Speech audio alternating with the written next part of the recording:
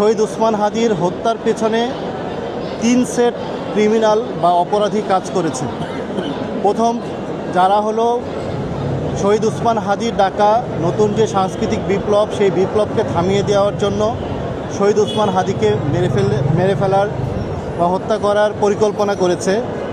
এরা দেশি বিদেশি অনেক বড় ব্যক্তি এবং সংস্থা আমরা মনে করি। এই কোনো বিষয়টা এই চার্জশিটে নাই। দ্বিতীয় যে বিষয়টা সেটা হলো এই পরিকল্পনা বাস্তবায়নকারী একজন ছিল ফয়সাল। আমাদের দৃঢ় বিশ্বাস যে যেভাবে প্রকাশ্য দিবালোকে হত্যা করা হয়েছে এইটা কোনো স্বাভাবিক ঘটনা না, এটা অনেক বড় একটা সিগনিফিক্যান্ট ঘটনা, যেটা দিয়ে অনেক বড় কিছু মিন করানোর চেষ্টা করা হয়েছে। হাদিকে যারা হত্যা করেছে তারা চাইলে হাদিকে অন্ধকারে বাসায় বা যে কোনো জায়গায় সকলের অজ্ঞাতে হত্যা করতে পারত। কেন প্রকাশ্য দিবালোকে হত্যা করতে হলো? এইটার একটা বড় মিনিং আছে, যেই মিনিংয়ের কোনো জবাব এই চার্জশিটে নাই।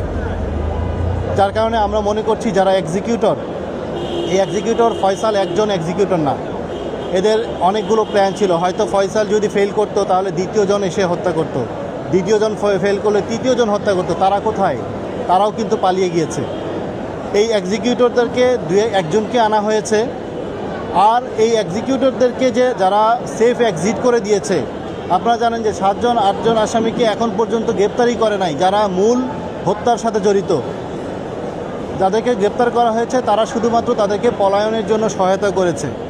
এই পলায়নের সহায়তার সাথে এদের সম্পর্ক কি, এইটা চার্জশিটে এর কোনো জবাব নাই। তাহলে কেন তারা হাদির হত্যাকারীকে দেশ থেকে পালিয়ে যেতে অথবা দেশে গোপন রাখতে সহযোগিতা করলো?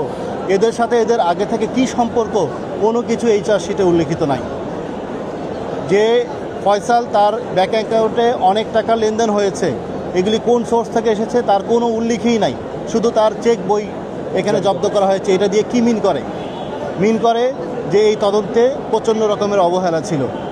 এবং আমরা যেটা মনে করি যে যেই পালাতে সাহায্যকারী যেই পক্ষ, এই পক্ষ এবং যারা হলো হত্যা কার্যকর করেছে এই পক্ষ, এই দুই পক্ষের কি রিলেশন, এইটা যদি এস্টাবলিশ করা যায় তাহলে এই দুইটার মাধ্যমে মূল যেই পক্ষ, যারা হলো মূল কারিগর, যারা হলো মূল পরিকল্পনাকারী, তাদেরকে আমরা ধরতে পারবো। এই পুরো চেইনটাকে এই চার্জশিটে আমরা অনুপস্থিত দেখেছি, যার কারণে আমরা এই নারাজি দিয়েছি। শহীদ ওসমান হাদি সারা জীবন ইনসাফের জন্য লড়াই করেছেন এবং তিনি বারবার বলেছেন আমাকে যদি মেরে ফেলা হয় আমার বিচারটা করিয়েন। আমরা মনে করি তার জন্য ন্যায় বিচার যদি করতে হয় তাহলে এই